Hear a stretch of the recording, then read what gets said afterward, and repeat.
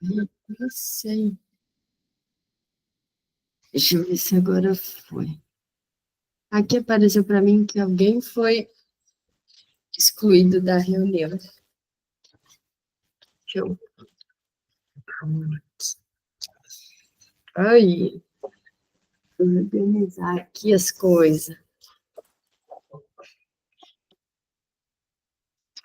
Vamos ver. Estamos na página 618. Veja se vocês se acham. Ai, no último parágrafo da 618.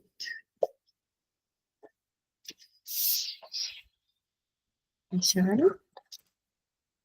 Aí, começar, então. Acho que hoje a gente termina, hein? Meu Deus. Meu coração.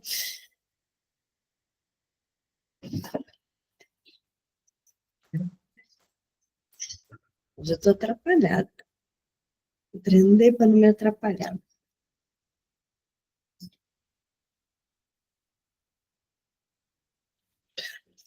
Ó, vou começar.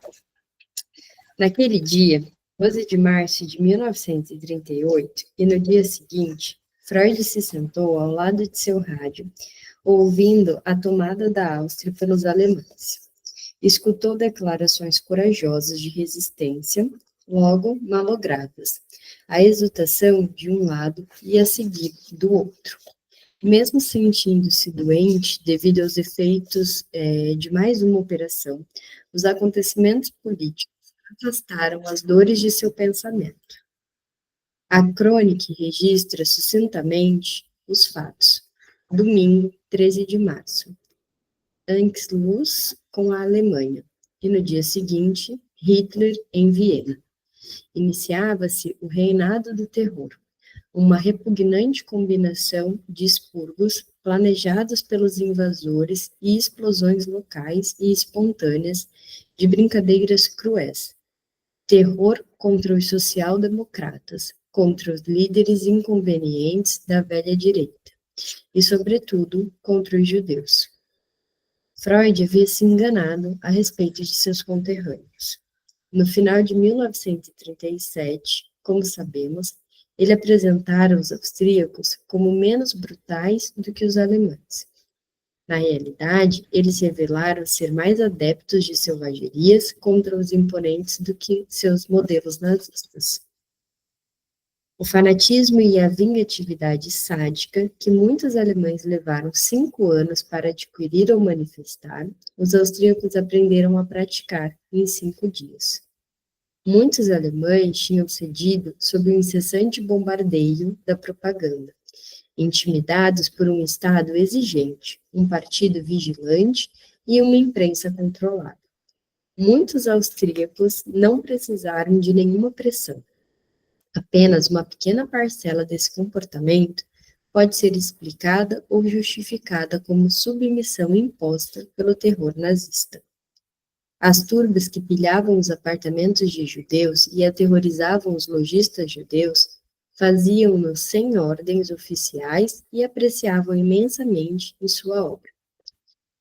Os prelados austríacos, guardiões da consciência católica apostólica, não fizeram nada para mobilizar qualquer elemento de sanidade e decência que ainda existisse. Com o tom dado pelo cardeal Theodor Initzer, os padres celebraram no púlpito as proezas de Hitler, prometeram cooperar de bom grado com um novo regime e ordenaram que a bandeira da suástica fosse hasteada nos campares de igrejas nas ocasiões adequadas. Essas homenagens eclesiásticas a Hitler ofereceram uma resposta arrasadora à pesarosa pergunta que Freud fizera poucas semanas antes, ao se indagar se a poderosa Igreja Católica, pelo seu próprio interesse, não poderia fazer frente a Hitler. Aí fica uma nota. É justo acrescentar que a política católica de colaboração submissa com os dirigentes nazistas da Áustria se deteriorizou antes que o ano terminasse, quando a liderança nazista se queixou de padres políticos. mas qualquer resistência que os padres austríacos pudessem oferecer seria necessariamente frágil e inútil. Os incidentes nas ruas das cidades e aldeias austríacas, logo após a invasão alemã, foram mais violentos do que os até então presenciados pelo Reich de Hitler. As abomináveis calúnias antissemitas de revistas nazistas como a Stürmer, as regulamentações restringindo o exercício profissional dos judeus na Alemanha, as leis raciais de Nuremberg do final de 1935, as aldeias anunciando orgulhosamente que estavam limpas de judeus, estavam dando aos judeus alemães uma amostra do inferno, mas comparativamente pouco tinham sofrido com o tipo de violência aleatória e indiscriminada que se espalhou pela Áustria depois do Anschluss. A Áustria, em março de 1938, foi um ensaio geral para os pogroms alemães em novembro. O popular dramaturgo alemão Karl Zuckmayer, um liberal, esteve por acaso em Viena naqueles dias e nunca os esqueceu. O submundo abriu seus portões e soltou seus espíritos mais baixos e revoltantes, mais impuros. A cidade foi transformada num pesadelo pintado por Hieronymus Boschi, e o ar preenchido por uma gritaria incessante, selvagem, histérica de gargantas masculinas e femininas. Para Zuckmayer, todas essas pessoas tinham perdido seus rostos, parecendo caretas distorcidas, algumas de angústia, outras de decepção, outras ainda de triunfo furioso e cheio de ódio. Ele tinha presenciado alguns dos acontecimentos medonhos na Alemanha, inclusive o putsch da cervejaria tentado por Hitler em novembro de 1923 e a ascensão dos nazistas ao poder em janeiro de 1933. Mas nada se aproximava das cenas que agora se desenrolavam nas ruas de Viena. O que foi desencadeado aqui foi a sublevação da inveja, da malevolência, da amargura, da gana cega e pérfida por vingança. O mínimo foi o boicote dos comerciantes judeus em Viena e outras cidades austríacas. Mas o boicote já foi bastante vil, imposto por rufiões de camisas pardas ou por jovens saqueadores, envergando ao bico a faixa com a suástica, que empreendiam represálias brutais contra aqueles que os ignorassem ou desafiassem. Armados com listas cuidadosamente preparadas para a ocasião, os nazistas austríacos e sequazes pilhavam sinagogas, armazéns e residências judaicas. Mas ainda mais pavoroso foi a violência espontânea. A visão de um judeu indefeso estimulava a imaginação de turbas austríacas em todas as cidades. Os judeus ortodoxos da Europa Oriental, destacando-se com seus chapéus de abas largas, caixas de cabelos até as orelhas e barbas flutuantes, eram alvos favoritos, mas os outros não eram poupados.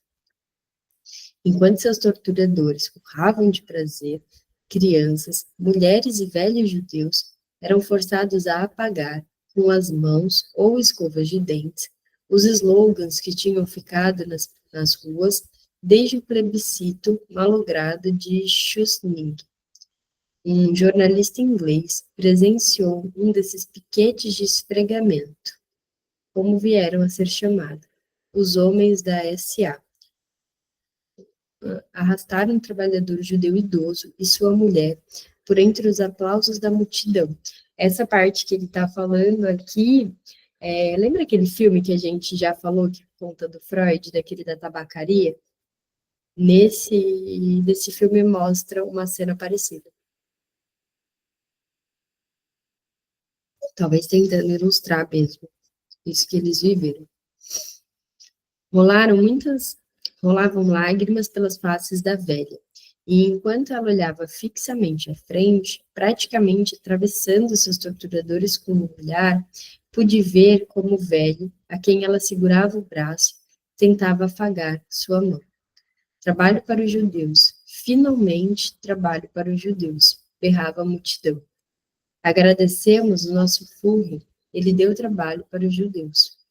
Outros bandos, entre chacotas e pontapés, faziam com que escolares judeus escrevessem Jude nos muros, realizassem ginásticas humilhantes ou fizessem a saudação hitlerista. Não foi uma explosão de um único dia. Um despacho de Viena da Associated Press, datado de 13 de março, informou que o espancamento de judeus e a pilhagem de lojas de judeus aumentaram hoje. Os judeus estavam desaparecendo da vida de Viena.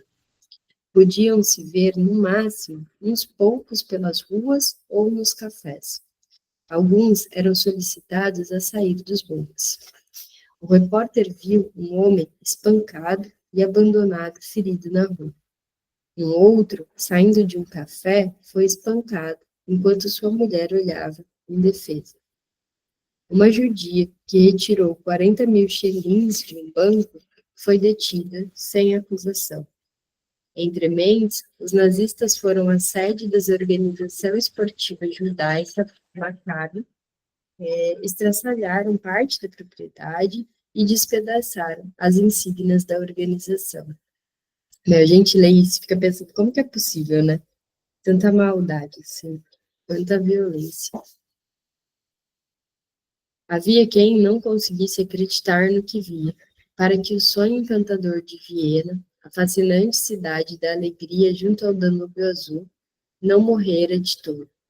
Os líderes judeus manifestaram a opinião de que o antissemitismo seria mais brando na Áustria do que na Alemanha.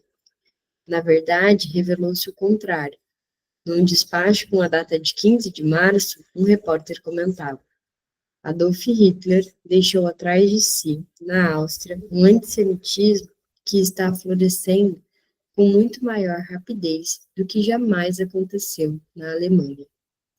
O repórter prosseguia, descrevendo cenas que haviam se tornado muito familiares, havia poucos dias, para os leitores de jornais do mundo ocidental. Piquetes de esfregamento e tudo mais. E ele observou que, se os judeus pudessem escolher entre um austríaco se divertindo e um alemão seguindo ordens, seria preferível o alemão. Quem escreve essas linhas viu uma mulher com um casaco de peles perto do hotel Seching, cercado por 6 guardas nazistas com capacetes de aço e rifles, obrigada a se ajoelhar e tentar em vão remover as palavras Rei Schüssling, pintadas com esmalte branco na calçada. Mas, mesmo em relação a esses torturadores, os judeus tinham razão para se sentirem gratos, apesar das humilhações impostas a eles, porque os guardas não lhe faziam outros maus tratos, como a turba parecia ansiosa em fazer. Essa turba, num estado de espírito extremamente perigoso e entregue a saques, foi dispersada por guardas nazistas com capacete de aço. Está claro, ponderou o repórter, que não serão apenas os judeus que vão pagar o preço da Anschluss. O nazista alemão de Berlim, com quem falou esse lista, manifestou certa surpresa com a velocidade com que o antissemitismo estava se introduzindo aqui. O que disse ele, iria tornar a difícil situação dos judeus de Viena muito pior do que era na Alemanha, onde a transformação tinha ocorrido de maneira um tanto gradual. O que impressionava todos os jornalistas que estavam cobrindo a Áustria naqueles dias era o espírito geral de comemorações. Vienenses ficam violentos, ruas barulhentas, apinhadas, dizia uma manchete em 14 de março. Multidões gritando, cantando, agitando bandeiras, aumentam na cidade, entoando o Sieg nazista, jovens em marcha. Áreas marciais alemãs substituem as valsas nos cafés. nenhuma oposição visível. Por algum tempo, enquanto os alemães nazistas introduziam a manipulação teatral de massas que tinham funcionado tão bem nos países deles, a Áustria viveu em festa.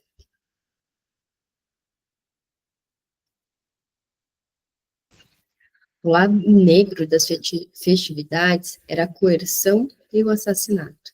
No mês de março de 1938, em Viena e outras partes da Áustria, tornou-se um período de assassinato político organizado e também de mortes casuais e improvisadas. O advogado social-democrata judeu Hugo Sperber, de certa forma, um personagem típico que, com seu jeito espirituoso e desalinhado, havia muito, era uma provocação aos nazistas austríacos. Foi literalmente pisoteado até a morte. Esse incidente não foi o único. Em abril, o engenheiro Isidoro Polak, diretor de uma fábrica química, foi morto da mesma maneira por membros da SA, que faziam o que chamavam de busca em sua casa. Outros judeus austríacos, como o ensaísta, apresentador de cabaré e historiador amador da cultura, Egon Friedel, deixaram seus torturadores e assassinos de mão abanando. Em 16 de março, quando membros da tropa do assalto nazista estavam subindo as escadas até seu apartamento, Friedel saltou de uma janela para a morte. Essa forma de escapar se alastrou como uma epidemia. Em 11 de março, tinham ocorrido 2 suicídios em Viena. 3 dias depois, o número aumentara para 14, dentre os quais 8 eram judeus. Sabe que pensando nisso, agora na lenda aqui, fiquei pensando que o ato mesmo de você se suicidar podia ser por medo, mas acho que também mais do que isso, por impedir que eles fossem aqueles responsáveis pela morte. Quando eles se matam, é também uma resistência. Né? A partir do momento que eu me mato, eu não te dou o direito, então, de me matar. Talvez não tenha sido um ato só de medo, acho que de alguma resistência mesmo a tudo aquilo que estava acontecendo. Na primavera, cerca de 500 judeus austríacos decidiram se matar para escapar à humilhação, à insuportável angústia ou à deportação para os campos de concentração. As baixas eram tão visíveis que, no final de março, as autoridades sentiram-se obrigadas a lançar um desmentido dos rumores de milhares de suicídios desde a ascensão nazista ao poder.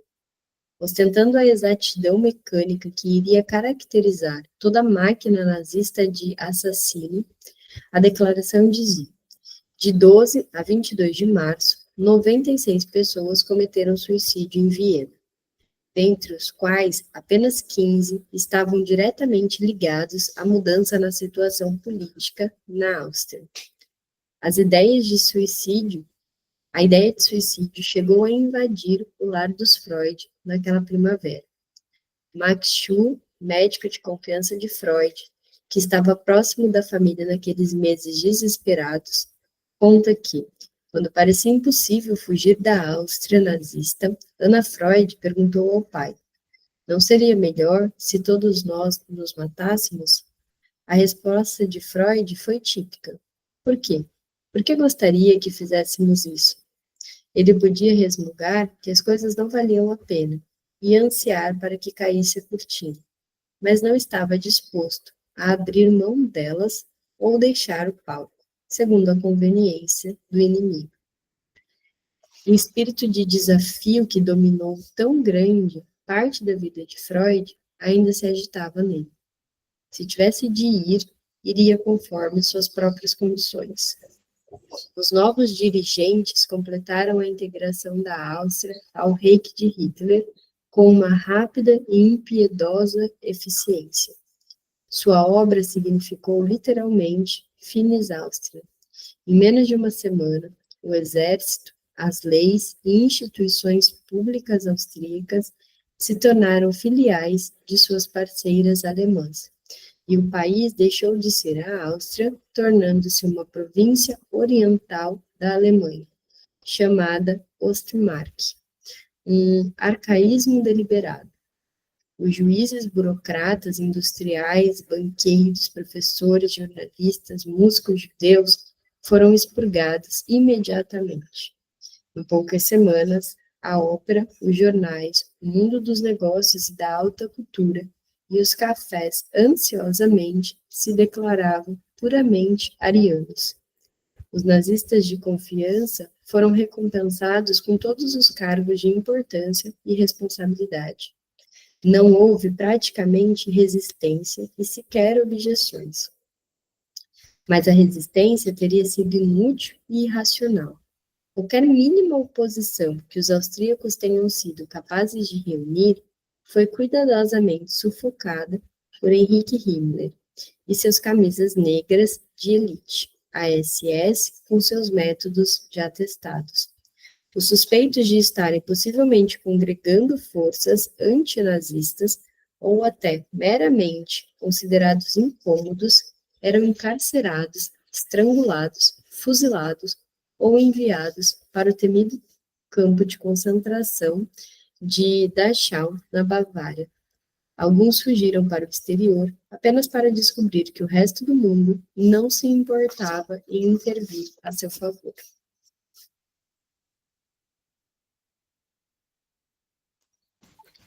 Em parte protegido por sua reputação internacional e seus fiéis amigos, Freud foi grandemente poupado do terror, mas não de todo. Em 15 de março, um dia depois de registrar a chegada de Hitler a Viena, Freud adotou que fora realizado um controle em seu apartamento na Verlag. Tanto o escritório da editora psicanalítica na Bergasse 7 como o apartamento de Freud na Bergasse 19 tinham sido invadidos por membros de tropas paramilitares e camisas pardas. Fizeram uma revista nos arquivos da Verlag e mantiveram Martin Freud preso durante o dia inteiro, mas não conseguiram encontrar alguns dos documentos comprometedores guardados no escritório. Foi sorte. O testamento de Freud, que lá se encontrava, revelaria que ele tinha dinheiro no exterior. No apartamento, os invasores ficaram por longo tempo. Talvez tenham ficado desconcertados com Martha Freud, aquela burguesa competente e polida. Mas o desconcerto não foi suficiente. Ana Freud levou-os até o cofre do apartamento e o abriu, para que se servissem. A visita seguinte dos nazistas, uma semana depois, iria ser menos descontraída. Era deprimentemente visível que não havia futuro para a psicanálise em Viena. E tampouco futuro pessoal de Freud era minimamente claro. Ele era suficientemente famoso para não passar despercebido. Os jornais ocidentais informavam que, embora o governo palestino tivesse oferecido asilo a Freud, os novos dirigentes da Áustria não lhe dariam passaporte. Mas a crônica de Freud registra auxílios disponíveis. Jones, na entrada de 16 de março, e a princesa, no dia seguinte. Os dois representavam as mais impressionantes ligações. O que os austríacos gostavam de chamar de protection, Ernest Jones, com laços com membros do Ministério Inglês e a princesa Marie Bonaparte, com sua riqueza, linhagem e laços reais suficientemente ilustres para fazer hesitar até a própria Gestapo. Da Suíça, Ludwig Biswanger mandou um convite com a linguagem codificada que os atentos remetentes de cartas para o território ocupado por nazistas tinham aprendido a empregar. O objetivo de minhas linhas hoje, escreveu a Freud em 18 de março, é de dizer que o convido para qualquer momento que o senhor julgar adequado para uma mudança de ares. Ele garantiu a Freud. O senhor pode imaginar que seus amigos suíços estão pensando em si, dispostos a ajudar em todos os momentos. Ainda mais importante era que William Bullitt, agora embaixador americano na França, zelava atentamente por seu amigo colaborador. O cônsul-geral americano em Viena, John Cooper Willey, que tinha sido nomeado por instâncias de Bullitt, visitou-o como seu representante local. Freud também teve sorte com os austríacos cristãos de quem dependia tanto, principalmente seu cirurgião, Hans Pichler, que continuava a atender Freud como seu paciente, como se nada se tivesse alterado no mundo.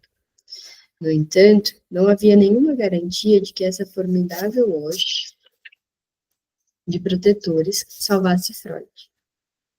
Embriagados com as sucessivas vitórias, desprezando as pusilânimes potências ocidentais que ansiavam pela paz e temiam o confronto, os nazistas tendiam a fazer pouco dos protestos ingleses, franceses ou americanos. As lembranças da Primeira Guerra Mundial e seus horrores assaltavam e praticamente paralisavam os estadistas aliados. Tais lembranças funcionavam como tantos outros agentes de pacificação.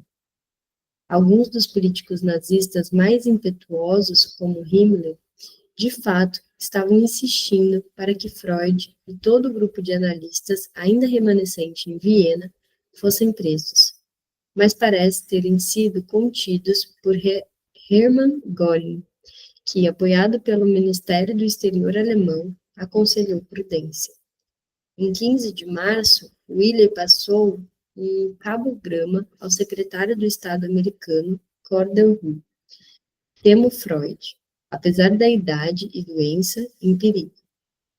Hull passou a mensagem ao presidente Franklin Roosevelt e registrou no dia seguinte que, de acordo com as instruções do presidente, ele havia solicitado ao embaixador americano em Berlim, Hugh Robert Wilson, para levar esse assunto pessoal e informalmente às autoridades alemãs competentes.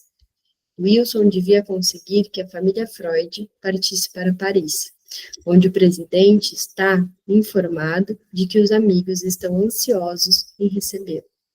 A partir daí, o destino de Freud despertou o interesse dos escalões mais altos do governo americano, com o mais íntimo envolvimento do Departamento de Estado.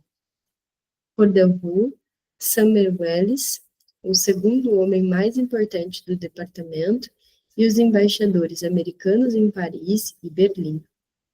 Wiley telegrafou ao secretário do Estado em 17 de março, informando que, embora o passaporte de Freud tivesse sido confiscado, o diretor de polícia de Viena tinha prometido dedicar um interesse pessoal pelo caso.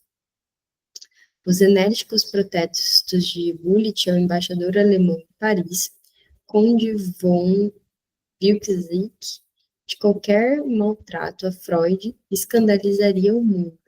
Também não prejudicaram em nada as perspectivas de Freud.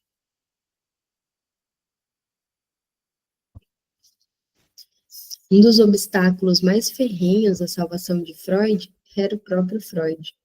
No filme, mostra ele super resistindo mesmo, né? Dizendo, não, ainda não, quando achar que for necessário, eu vou embora. Mas mostra, assim, né? Ele não querendo ir mesmo. Ernest Jones, que se dirigia precipitadamente a Viena para prestar auxílio, deixou um tocante relato de sua conversa íntima com Freud, logo depois de 15 de março, onde Freud apresentou todos os tipos de motivos, alguns convincentes, mas a maioria forçada, para querer ficar em Viena. Estava velho demais, fraco demais, não seria capaz sequer de subir os degraus de um vagão de trem, não conseguiria permissão para viver em lugar algum. Esse último argumento, reconheceu Jones, infelizmente não era infundado. Naqueles dias, rememora ele, praticamente todos os países, defensivamente atentos aos índices de desemprego e sob pressão para afastar a concorrência de estrangeiros nos empregos, eram ferozmente inóspitos a novos imigrantes. É verdade, o mundo na década de Hitler não era nada generoso. Já havia muita gente sem emprego, sem acrescentar mais imigrantes.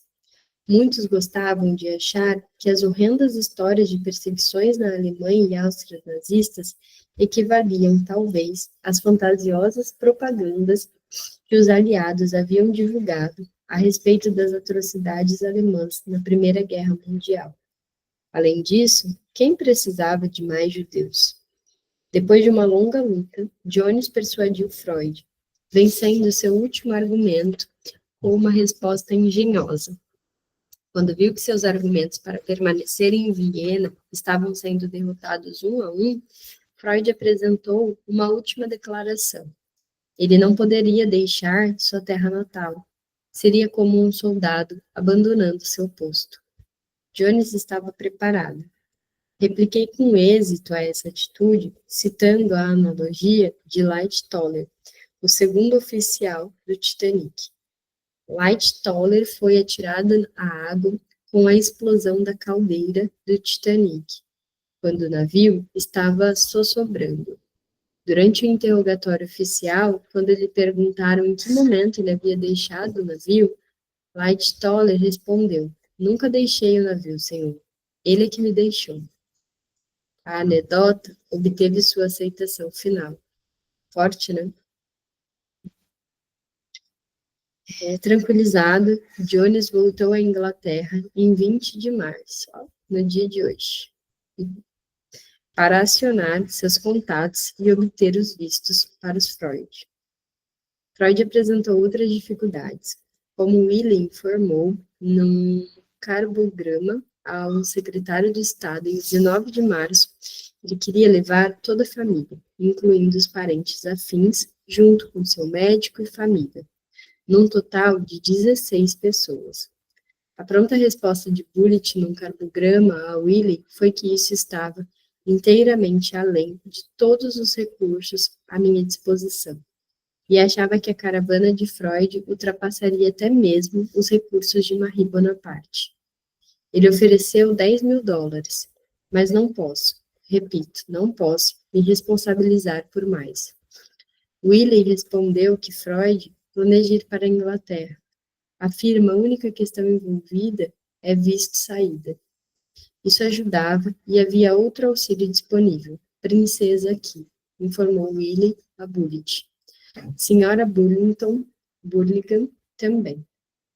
A premente questão do dinheiro recuou para um segundo plano. A principal questão passava a ser a autorização de saída para os Freud. Agora começava uma complicada coreografia telegráfica na estratosfera diplomática. Jones mobilizou seus amigos, Sir Samuel Roar, secretário do Interior, e o Conde de Lavar, Lorde do selo privativo, para obterem permissões de residência para Freud e sua família.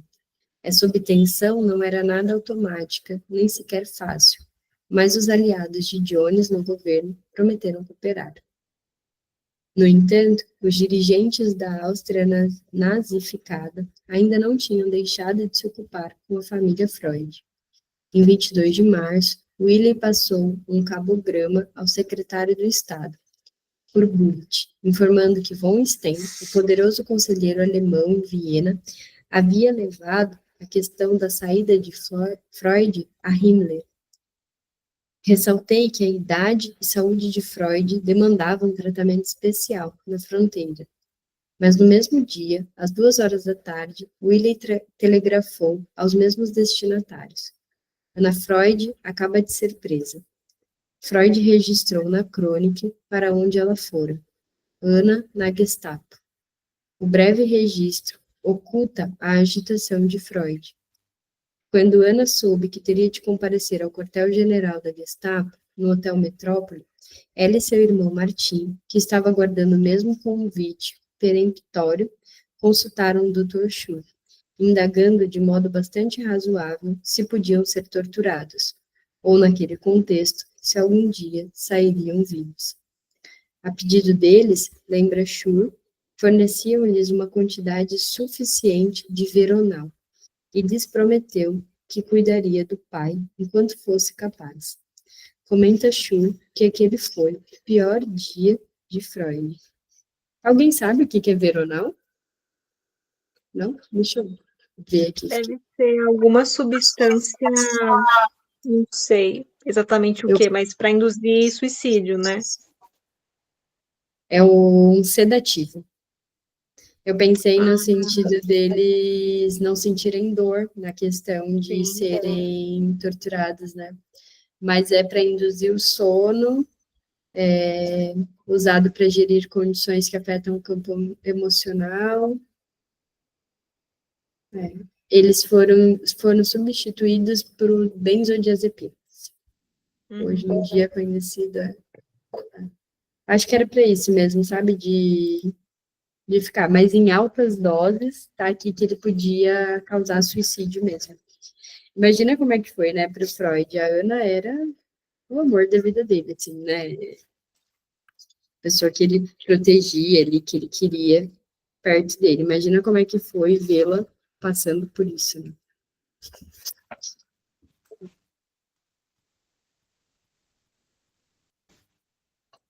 Ninguém contestaria essa afirmativa. Fui a Bergasse e fiquei com Freud, relembra Schur. As horas foram intermináveis. Foi a única vez que vi Freud profundamente preocupado. Ele andava de um lado para o outro, fumando sem parar. Tentei tranquilizá-lo o máximo que pude. Na Gestapo, enquanto isso, Ana, em momento algum, perdeu o controle. Ela tinha sido suficientemente inteligente para perceber, escreve seu irmão Martim, que o principal perigo consistia em ser deixada à espera no corredor e esquecida até que o escritório se fechasse. Nesse caso, ela suspeitava que seria arrastada com outros prisioneiros judeus e casualmente deportada ou fuzilada. Os detalhes são vagos, mas parece que, de algum modo, mobilizando amigos influentes, ela conseguiu ir a interrogatório. A Gestapo queria saber a respeito da sociedade internacional a que ela pertencia, e Ana Freud conseguiu convencê-los de que a Associação Psicanalítica Internacional era uma entidade totalmente apolítica e exclusivamente científica. Pelas 7 horas da noite, Willey pôde transmitir por carbograma as boas notícias ao secretário de Estado, por bullet, como sempre. Ana Freud, libertada, que tem uma nota. Relembrando mais tarde os acontecimentos daquele dia, Ana Freud julgou que pode ter havido alguma intervenção nos bastidores. Pelo menos houve um telefonema misterioso, depois que eu estava lá, há algumas horas. E com isso, em vez de esperar num saguão externo, fui levada a sentar numa sala interna. Muito provavelmente aqui, é claro que teve alguma intervenção, né? É óbvio que alguma coisa aconteceu que eles não se sentiram autorizados a matar todos eles, porque não é porque eles passaram despercebidos, assim, né? Imagina, como diz aqui, eles eram muito famosos para que eles simplesmente passassem despercebidos. Alguma coisa tinha de política que não era, talvez não fosse benéfico matá-los naquele momento. Schur conta que, em seu alívio, Freud se permitiu demonstrar certa emoção. Esse episódio, ainda mais do que a eloquência de Ernest Jones, convenceu Freud que era a hora de partir. Nesses tempos de provação, restam duas perspectivas, escreveu um pouco depois ao filho Ernest: vê-los todos juntos e morrer em liberdade. Mas o preço da liberdade era a sujeição à roubalheira burocrática organizada em que os nazistas eram especialistas. Ninguém podia deixar legalmente a Áustria nazista sem gente, uma palavra com muitas letras que eu não vou me arriscar. É um certificado de inocência, que só podia ser obtido depois que o exilado em potencial tivesse obedecido a todas as exigências financeiras, engenhosamente inventadas e multiplicadas pelo regime. Em 13 de março, o Conselho da Sociedade Psicanalítica de Viena tinha decidido recomendar a imediata imigração a seus membros judeus, que voltariam a se reunir lá onde Freud finalmente encontrasse um novo lar. O único membro cristão, Richard Sterba, recusou-se a presidir a uma instituição psicanalítica arianizada e optou por partilhar do exílio de seus colegas judeus. Isso deu ocasião ao confisco de todos os bens da associação e sua biblioteca e da editora, tão mesquinhas em questões miúdas, quão desumanas em grandes questões. Uma característica de todos os regimes totalitários. As autoridades austríacas aumentaram a lista de suas exigências aos Freud. Insistiam em receber o imposto taxado aos judeus por fugir do país. E, além disso, queriam pôr as mãos nos estoques das obras reunidas de Freud, que Martin Freud, prudentemente, tinha enviado para a Suíça, a fim de que fossem queimadas. Tipicamente, cobraram de Martin Freud o transporte dos livros de volta para a Áustria. Freud não tinha os fundos disponíveis para cobrir essas despesas. Seu dinheiro vivo tinha sido confiscado, assim como a sua conta bancária. Mas Marie Bonaparte estava lá.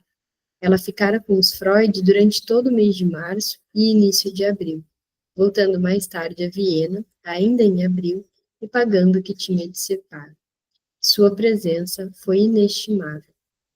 Penso que nossas últimas tristes semanas em Viena, de 11 de março até o final de maio, posteriormente escreveu Martin Freud com gratidão, teriam sido absolutamente insuportáveis sem a presença da princesa. Ela trouxe não só seu dinheiro e jovialidade, mas também sua intrepidez.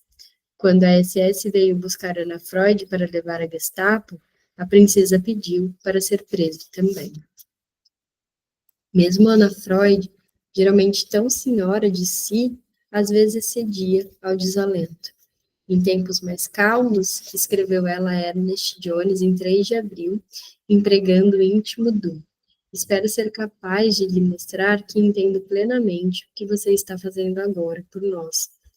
O que mais retardou a emissão dos vistos de saída, informou Willy a Summer Welles, foi o encerramento da editora de Freud. Marie Bonaparte foi infatigável, mas as intermináveis perambulações até os funcionários e as autoridades recaíram, em sua maioria, nos ombros de Ana Freud. Entre ontem e hoje, contou ela a Ernest Jones, no final de abril, estive 5 vezes no advogado e 3 vezes no consulado americano. Tudo está indo devagar. Por vezes, seu desalento transparecia nas cartas a Londres, e, disciplinada e autocrítica, ela lamentava tais demonstrações. Geralmente, escreveu a Ernest Jones em 26 de abril, quase que se desculpando. Escrevo tarde da noite, quando já consumi uma grande quantidade da chamada coragem. E então, talvez eu me solte um pouco demais. Ela se inquietava principalmente com o pai. O que faremos se a saúde dele não aguentar? Mas isso, acrescentou melancólico, é uma das coisas que é melhor não perguntar. De fato, a saúde de Freud estava resistindo notavelmente bem à tensão, mas ele estava condenado à passividade, coisa que detestava. Para enganar o tempo, à espera de que novos detentores do poder aprendessem o ofício e concluíssem suas ladroagens, ele classificou seus livros, antiguidades e papéis. Deixou de lado títulos que não queria e tentou jogar fora cartas e documentos, embora Marie Bonaparte e Ana Freud conseguissem salvar alguns para a posteridade, resgatando-os da cesta de lixo. Ainda bem que elas fizeram isso, né? Ufa.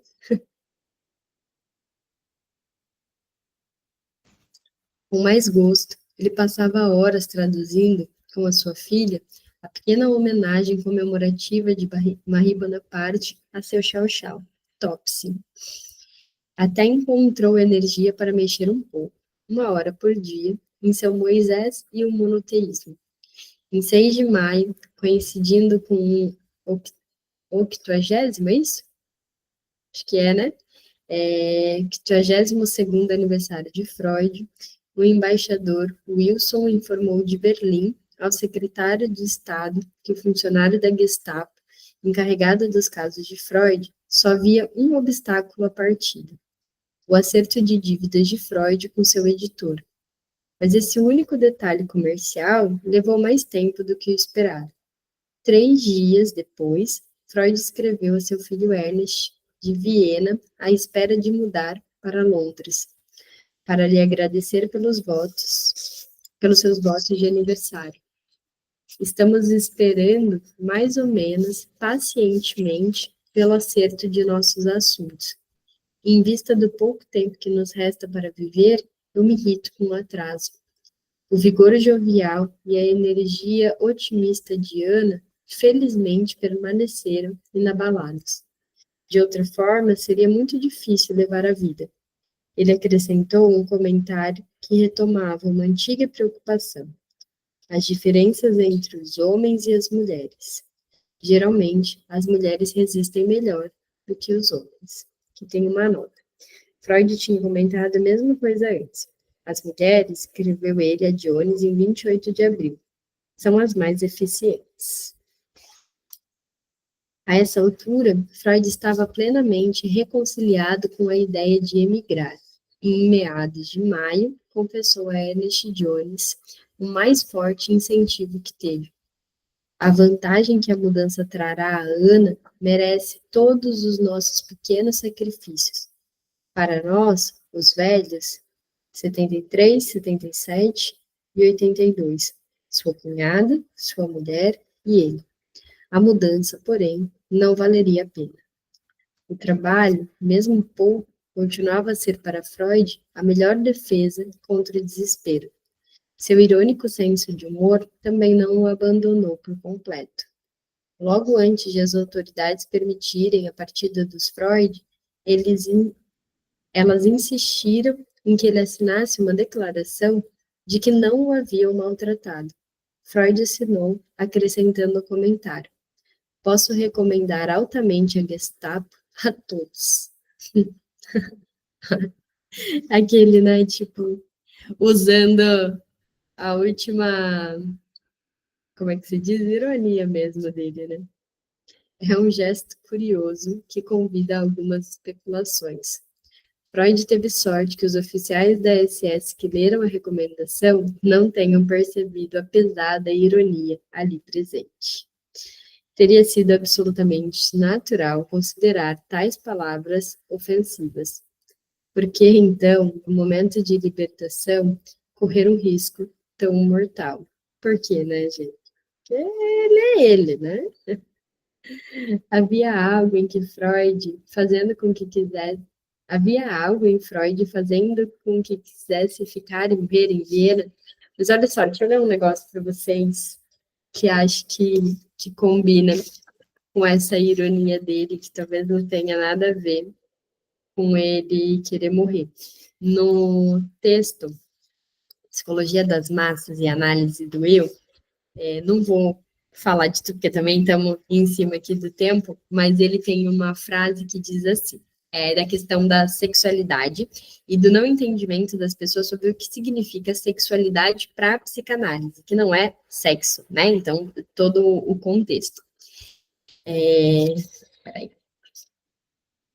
Aquela que toma a sexualidade por algo que envergonha e rebaixa a natureza humana está livre para se servir das expressões mais nobres, como eros e erotismo.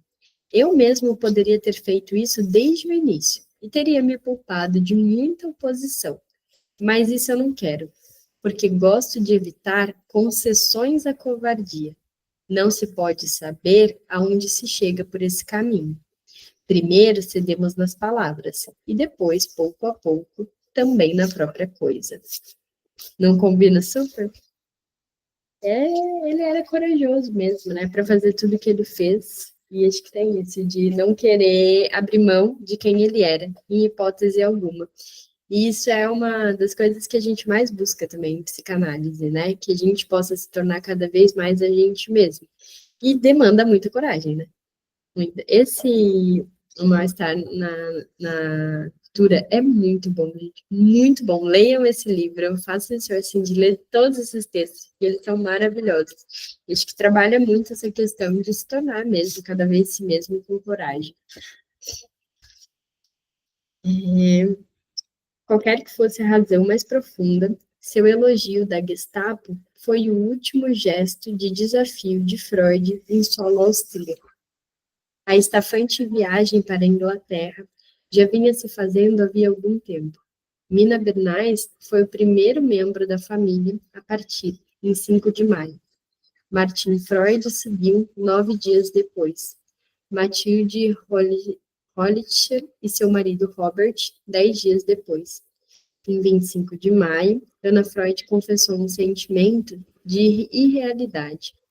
Não seria de surpreender se todo o assunto continuasse assim por 100 anos. Não estamos mais realmente aqui, e ainda não estamos lá. Ainda em 31 de maio, ela informava que os documentos não estavam em ordem. Freud, sua mulher Marta e a filha Ana ainda tinham de aguardar aquele palavrão de tantas letras. O passaporte para a liberdade finalmente chegou em 2 de junho, e no mesmo dia, o Dr. Pichler examinou Freud mais uma vez, encontrando pouca coisa que pudesse preocupar. 2 dias depois, no sábado 4 de junho, Freud, por fim, saiu de Viena. Suas 2 últimas comunicações da Bergasse 19 foram um curto bilhete a Arnold Zegge e um cartão postal ao sobrinho Samuel, dando seu novo endereço de Londres. Na crônica, registrando laconicamente esses acontecimentos, Freud cometeu um deslize, o tipo de erro que ele ensinara ao mundo a levar a sério. Enganou-se em sua data de partida, anotando sábado, 3 de junho, quando devia ser 4 de junho. Seria uma mensagem sutil de seu inconsciente, contradizendo a revelação oculta por trás de seu imprudente elogio à Gestapo? Afinal, estava ansioso para sair de Viena? Ou talvez, pelo contrário, estava dando mostras de que, na verdade, queria adiar a partida. Só se pode especular. 4 semanas antes, em 10 de maio, ele anotara: partida dentro de 2 semanas? Sem dúvida, Freud encarava o exílio como uma profunda ambivalência, em parte inconsciente. O sentimento de libertação iria escrever em sua primeira carta de Londres. Vem muito imensamente mesclado com a tristeza, pois ainda amava-se muito a prisão da qual se fora libertado. Quase poeticamente, o êxito não se deu sem transtornos. Max Schur, que devia acompanhar Freud como seu médico particular, foi bastante desastrado para precisar operar o apêndice, e só poderia se reunir seu paciente em 15 de junho. Por sugestão de Anna Freud, Josephine Strauss, uma jovem pediatra, acompanhou Freud em lugar dele. A segurança chegou, como disse Freud com uma precisão agradecida, às 2h45 da manhã, em 5 de junho, quando o Expresso do Oriente cruzou a fronteira com a França em Kiel. Depois da ponte do Reno, exclamou Freud, recordando o momento, estávamos livres, exceto pelo cansaço que se manifestava com as suas costumeiras dores cardíacas. Ele aguentou bem a viagem. A acolhida em Paris foi calorosa, ainda que pouco ruidosa, com jornalistas e fotógrafos entusiasmados na estação, atrás de fotos e entrevistas. Mas Bullitt também estava lá, além de Ernest e Harry Freud, dando-lhe proteção, bem como Marie Bonaparte, que rapidamente levou-o para sua elegante residência. Lá ele passou um dia agradável e descansando. Marie, informou ele, se superou em ternura e atenção. A seguir, os Freud seguiram para a Inglaterra pela barca noturna. Chegando à estação Vitória, na manhã de 6 de junho, foram recebidos por membros de sua família e pelos Jones, e levados a uma casa alugada no nordeste de Londres, perto do Regent's Park. Enquanto Jones conduzia os Freud pela bela cidade, eles passaram por alguns dos pontos turísticos de Londres, o Palácio de Buckingham, o Piccadilly Circus, a Regent Street. E Freud os identificou para sua mulher. Mal sonhara ele que havia de terminar sua vida em Londres, no exílio. Vou chorar. Ainda temos coisa para ler, e eu achei que a gente ia terminar hoje, mas não vamos. Vamos então terminar na semana que vem. Ainda tem uma intensa aqui. Será que dá na semana que vem? Acho que sim, né? Da 629 a 650. Aí a gente vai ler sobre, propriamente, ali, a morte deles. Gente, ó, tô preparada. E também não, Val, triste, né? Dá um negocinho assim no coração, óbvio que a gente já sabe, mas ainda assim ler a história dele e tal. E fiquei pensando, né? A gente lê a biografia dele. Eu sempre fui muito apaixonada pelo Freud desde que eu comecei a ler. Mas aí, lendo a biografia, agora fiquei muito mais. Vocês têm também essa percepção? Ou ainda não estão nesse ponto assim de idealizar, né? Sim, Ale. Nossa, que eu sou muito apaixonada por ele. Mas, ó, na semana que vem a gente termina. E aí eu decidi, fiquei pensando um monte, assim, o que que a gente ia fazer a partir daqui. E aí eu decidi que a gente vai ler a interpretação dos sonhos, tá bom? Eu acho que é muito rico, que é muito especial, que vai contribuir muito, assim. Também da gente voltar a ler Freud por Freud, que eu acho interessante. E aí a gente, então, na semana que vem termina esse, e na próxima começa. Uma outra coisa também que eu fiquei pensando muito sobre o que eu fazia era a questão da tradução. E eu já falei para vocês que eu tenho a edição da Imago, que tem um negócio, gente, afetivo, assim, sabe? Eu ganhei, que vontade. Eu ganhei na época da faculdade e tem esse negócio, assim, afetivo e tal por ela. E eu não tenho a interpretação de sonhos por outra editora, então eu vou ler por ela mesma. Eu não sei se vocês já leram as coisas da Imago. Obviamente que são traduções diferentes, mas eu não acho que perdi em nada. O que eu vejo de diferença é a questão de que, por exemplo, a autêntica tal, tem uma tradução mais fluida, mais atual. E da Imago não, mas também, ó, né, muitos anos atrás. Mas no contexto geral, eu não sinto que muda nada. E aí, só por não ter que comprar mesmo uma outra edição, eu vou ler essa daí que eu tenho e vocês veem, então, se conseguem em PDF. Se eu conseguir alguma coisa, eu mando para vocês. Tá bom? E a gente fica, então, na próxima quinta. Obrigada pela presença. A gente se vê. Até mais, gente.